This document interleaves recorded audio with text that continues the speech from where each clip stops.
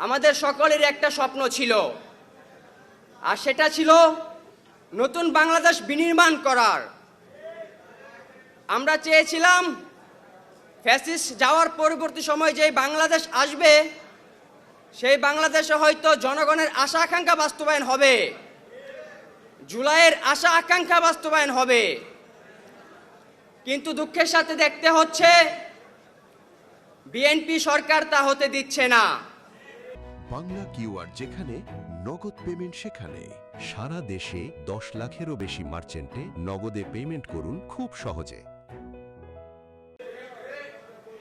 একই দিনে ভোট হয়েছিল দুইটা, সেটা একই নির্বাচন কমিশনের ভিত্তিতে, একই ইসির ভিত্তিতে, একই দিনে, একই সরকারের মাধ্যমে।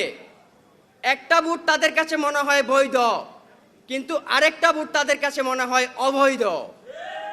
এখন আমাদের কথা, যদি সব কিছু একই সাথে হয়ে থাকে তাহলে একটা বৈধ আর একটা কিভাবে অবৈধ হয়? তাহলে কি আমরা জনাব সার্জিস ভাইয়ের সেই বক্তব্য ধরে নিতে পারি যে একই মায়ের পেটে দুই সন্তান, একটা বৈধ আর একটা কিভাবে অবৈধ হয়? আমরা দেখেছিলাম তৎকালীন সময় ফ্যাসিস্ট হাসিনা সরকারের আমলে গুম, খুন, লুটপাট, চাঁদাবাজি, দখলদারি, এভরিথিং সবই ঘটেছিল।